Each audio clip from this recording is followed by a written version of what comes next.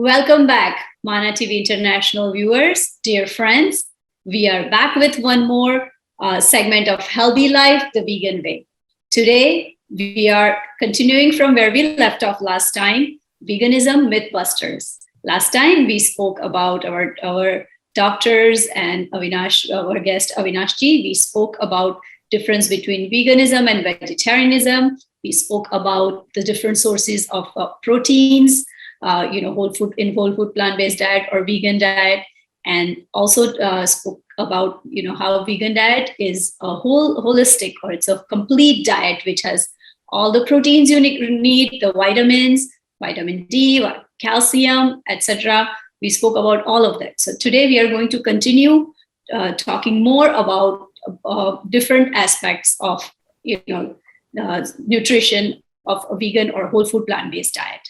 So let's continue our discussion with the most essential vitamin or supplement we talk about, B12, when it comes to veganism. And, the thought is, where are you going to get B12? And first of all, why is B12 essential? So let's talk to our esteemed guests, our experts, Dr. Shah and Dr. Kasubai.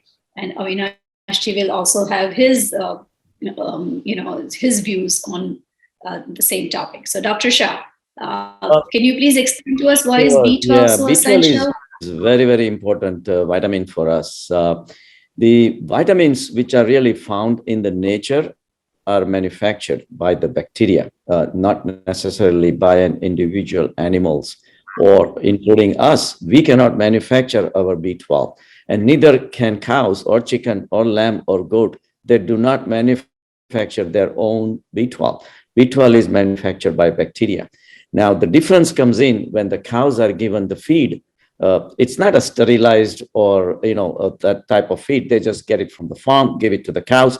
So that feed has a lot of bacteria in them. And many bacteria can be bad, but many bacteria are good bacteria.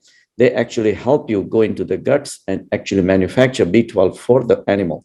So when the cows eat that feed, cows' intestines, the bacteria produce the B12. So when you consume the beef or the dairy products and all that, of course, that B12 gets transferred onto your body. If we eat those bacteria, then our intestines will also manufacture B12. But we are living in a very hygienic society. We irradiate everything, we cleanse out everything, soap and water and this and that. All these cleansing agents and all that literally kills all the healthy bacteria which can be available in our diet. So we don't get the bacteria, so we don't manufacture the B12. That's why we become B12 deficient. But supposing we were living in a jungle, in a forest, and we were plucking up the fruits from a tree, we're not going to wash it with soap and water and this and that. And any kind of detergents we're not going to be using, won't be available. So there will be plenty of bacteria available to us. If we get thirsty, what do? You drink from the streams, and streams have billions and billions of bacteria. And like I said, many bacteria are good for us. But unfortunately, with the sterile society that we are living in, we're losing advantage. And yes, we spray everything with Lysol here and that, we cleanse out everything. So that is one disadvantage of living in a sterilized society. So that's why we become B12 deficient. But yes, B12 is extremely important, and it is a water-soluble vitamin, like vitamin A, vitamin D, vitamin E, and vitamin K. They are fat-soluble. So that you can. Now, a lot of myth is that you need a very high dose of B12. Some of these tablets go up to 5,000 microgram. It's not necessary at all. Your daily need is 2.46 microgram, literally. So the minimum amount, even like 50 microgram, if it's available, or of the B12 is enough, but you need to take it every single day. You cannot say that, okay, I take 5,000 and I'll take it every other day. That doesn't work. But a lot of vegetarians come in my practice and they do not take B12, and they have a lot of symptoms like that. They have neuropathies and mental functions get deteriorated. And so once they start taking B12, including myself, when I became vegan, I was not aware of it in the beginning, but eventually I feel wonderful. You feel a lot of vitality and your nerve functions work properly and everything. So I was given prescription vitamins by my physician. So I was deficient in B12 and other vitamins. So the vegetarian diet did not help me that way either. So it's a myth that you need to eat meat or milk or something like that to get all the vitamins.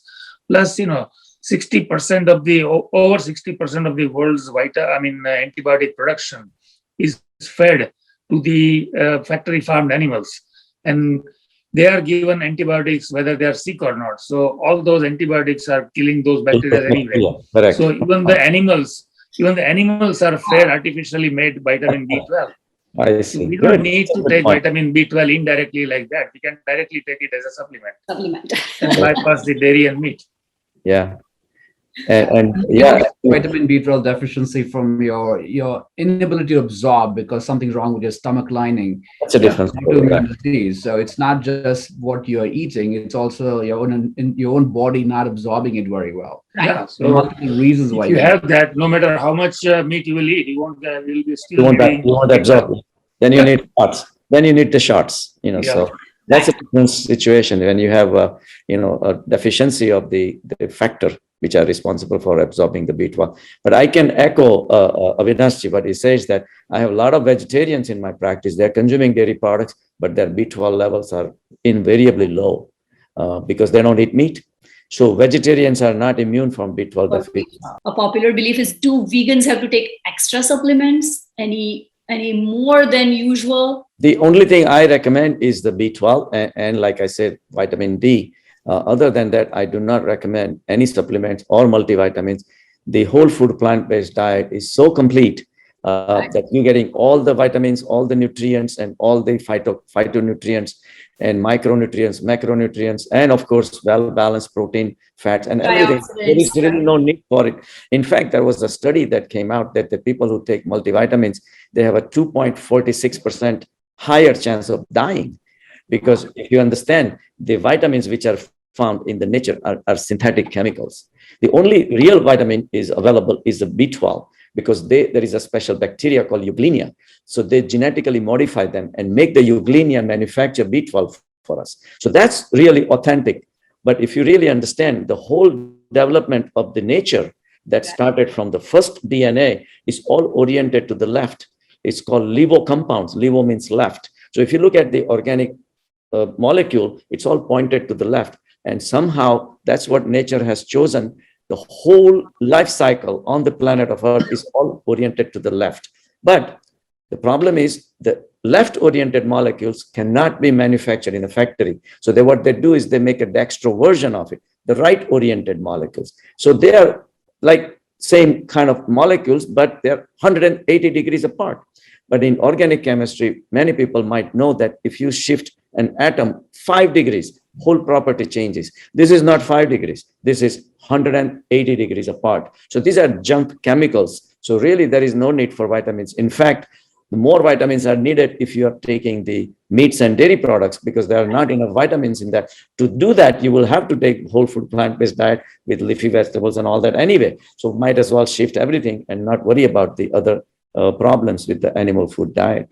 So the synthetic chemicals are it's a multi-billion-dollar industry. So nobody's going to intervene because it keeps everybody's pockets happy. The pharmaceutical companies are happy. The government is happy. They're collecting the tax on it. And people invariably feel tired and fatigued in these days. People are running and all that. So they feel tired at the end of the day. They have something to do. So they take vitamins. They think that they're getting better. But they're not. They're not really. And just to add, Dr. Shah, they are nutraceuticals, so they don't have to undergo an FDA approval process. Yes, correct. Yes. You don't have to show in randomized control trials, which is the usual evidence base that this is actually effective. Just to add one more, Kalindi, there's another talk about this omega-3 fatty acids, right? Yes. That's a big sort of talk about it. But listen, you get it in soybeans, you get it in hemp seeds, you get it in flax seeds, you get it in walnuts.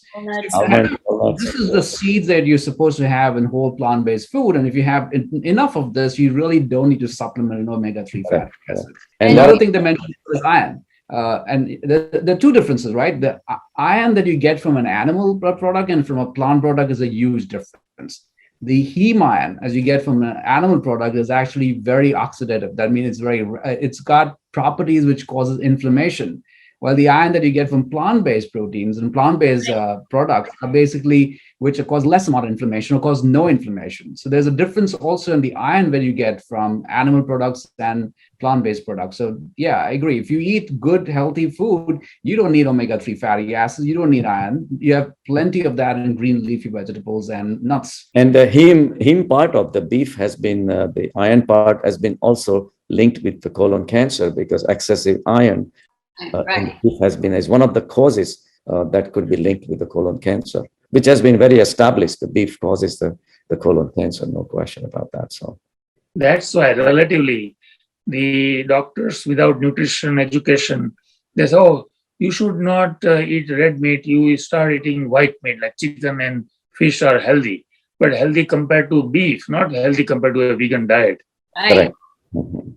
Absolutely. And these are some great points. So from the DNA to the structure, all the way to how the molecule or how the vitamin is processed by our body. What a great explanation, doctors and Nashti. It's amazing. And I hope our viewers will find this information extremely useful. And the myth that surrounds the vegan diet, that it is lacking so much nutrition, and we hope we have clarified that, right? So the next one, a lot of people believe that honey is vegan. They're saying, why is honey not vegan? So I think Avinash has spent a lot of research. Avinash, why don't you? I want him to say something about it. Well, veganism is not just about health, it is about ethics and morality too. And so vegans believe that we should live a life that is causing least harm to other lives on the earth. And so when we take honey from a bee, we are taking away something that it has made for itself. And that is why honey is not vegan. Honey is made by bees for their winter food needs and stored. And they spend so much effort. They collect little bits of nectar from flowers, and then they fan their wings and evaporate the nectar and make honey. And it takes like a few months. And then we come along and say, oh, the beehive is now full. So let us take some plates out. Yeah, and while collecting the meat, the honey, it does kill a lot of right. A lot of bees they die. And it's again, to add, it's sugar, right? Sugar is toxic. You don't want to have too much of honey too. There are some beliefs that it also contains some antigens that are local to the local biology. So if somebody has, for example, allergy of some plant, eating local honey will cure it. And there are some beliefs like that. It could be true, it could be false, but to take honey just for that kind of thing, if you take it medicinally, that's fine. But we never do anything in a small portion. We always industrialize everything and take maximum advantage of the any being that is defenseless. So that brings us to our next myth, and which I find everybody really thinks when you say you're vegan, oh wow, so your food is expensive. So is veganism really expensive? What do you say? So I can start with that. Quickly, everybody knows, you go to a grocery store, you see the meat. Meat is the costliest part in the grocery store, and that is the protein you get. No brainer. This way. Right. It's costly, but it's also subsidized by the government. Yes. Dairy is subsidized by the government. Despite of that, meat is costlier than any other protein source coming from plant-based. So that is obviously a big myth. Secondly, if you look at evidence in England, they did a study and they found that if you are having a predominantly plant-based compared to meat, you're saving around $750 a year. So this is again evidence that if you're having less amount of meat, you're saving more at the end. Now, the other thing is also, while you have plant-based, you're obviously having less amount of chronic diseases. So you don't have less diabetes, less hypertension, etc. So you're saving less on the health. Tons right? of You're healthier, you're saving money. It's a win-win situation here. Absolutely. And simple comparison, a bag of dried beans or a can of beans versus any meat or chicken or dairy, anything you buy, right? It's a very one cup of chicken will cost you $3, one can of beans will give you 60 cents, will cost 60 cents. And both have equal amount of protein, 15 grams. So you really, and you're getting the cholesterol and all these other things on top of that. Right. So, and you're damaging the environment at the same time, which is the huge cost, right? Absolutely. The whole climate crisis is partly because of our falling and eating a lot of meat and dairy products, really. So we will be discussing that at length. The next one, yeah, absolutely. Right. It also depends on what you eat, whether you are vegan or not vegan. Suppose you are a vegan and you want to eat like only Hawaiian made papaya or something every day, it is going to cost you a lot of money. Right. But if you are a vegan and if you want to eat rice and beans and local produce, it's not going to cost you any more than traditional or regular non-vegan meals. Even when you open the paper, non-vegan foods, like if you say I want to eat only lobster and caviar, then you are going to eat your savings pretty quickly. So it depends on what you eat. Arvind, the activist, is an Indian activist, and he has made a video very recently, last week, and he shows that he eats 3 chapatis, tamarind rice, and a potato and chickpea curry, and it cost him only 50 rupees to eat vegan. So he has actually demonstrated that vegan food is not costly to Indians. And especially the fast food restaurants, they serve very cheap meat, but we have no idea what goes behind that meat. Like the quality. The animals are abused and injected with the hormones and the antibiotics and chemicals and everything. And then they say, okay, we'll give you 99 cents for a burger. Yeah, it seems cheap, but at what cost? That's true. At the cost of your health. Yes, at the cost of your health, absolutely. And the last question, for a lot of people think veganism it's just a choice of diet. As we all know, veganism is not just about your food, not just about your diet, it's an overall lifestyle. So can we elaborate on that? What does it mean to be a vegan? What can I say is like there are plenty of diets available, right? There is a keto diet and there is a Mediterranean diet and this diet, and there are so many diets available. There is only one diet that speaks for compassion. So I have a lot of people come and tell me, say, Doc, this is the best thing you told me to do. And I, of course, start from the health perspective. Yes, from the cholesterol and weight control and sugar and all those things, they get better and all that. But he says, I just somehow feel so good about it. And nobody has been able to figure it out. And I have been into a lot of spirituality, meditation, and yoga and all that. The way I look at it, by going vegan, you're actually making a point that you're not going to harm any animals. You're going to walk away from the animals.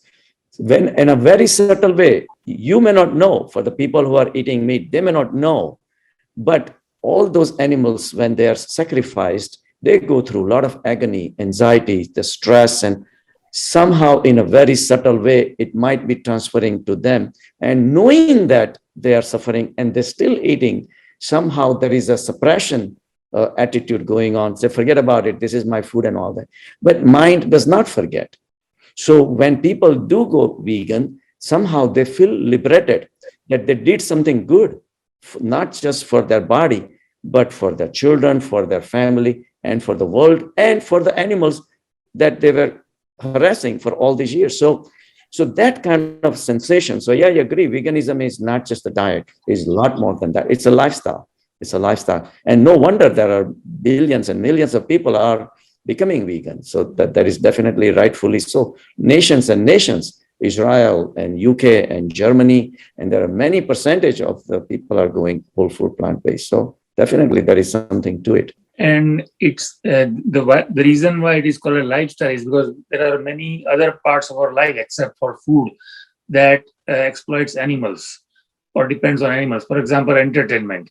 Right. We go to circuses, we go to zoos, we go to aquariums, and we don't need to do that. We go to SeaWorld, we need to stop that because those animals swim like 50 to 100 miles a day, have to be cooped up in a little tank for all their life just so that we can be entertained for a few hours.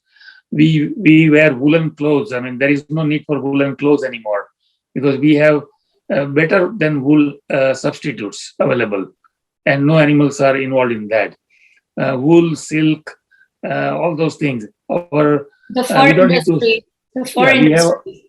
we have artificial textiles now that can mimic leather and many other animal skins. So we don't need to kill animals for leather. So veganism is a lifestyle, and it includes many other aspects of our lives. It makes you feel good. Absolutely. It's a basic respect to nature, right? It's respect Yes. to all the sentient beings around you. You're respecting the plants, the earth, yourself, mostly yourself first, and everything else too. So it's just a respect that you're showing to the world, and that gives it back. It comes back to you. Karma works out here. Yeah. One of my first patient who really showed a drop in her cholesterol. Before she went vegan, I asked her, because she came to me after going to a couple of other doctors, and they said, "Doc, I want to reduce my cholesterol, but I don't want to, take a pill." So I asked her only one question. I said, "If you try to catch something, it runs away. What would you do?" And believe me, 99 out of 100 people say, "I'll go after because I want to catch." But then somehow she got the answer. She started smiling. He says, "Doc, I got the answer. These animals have legs. Why are they running away? Because they want to save their life. And trees don't run away. Plants don't run away. On the contrary, when the apples come on the tree, the branches come down. They say, 'Come, eat the apples.' Maybe the seeds will propagate further, and you will be part of a running cycle of nature. Once you kill a cow, there is no more birth for the cow. No more calves cannot be born. You're breaking the cycle. So these are the subtle points, but it comes in the way in a very little when you go deep within. And when your son doesn't want to eat meat and you're forcing them, it makes you think that what did the consciousness want you to do? The consciousness, when it's very rife in children and very so lively, they don't want to eat meat. They don't want to kill the animal. They hug the animals.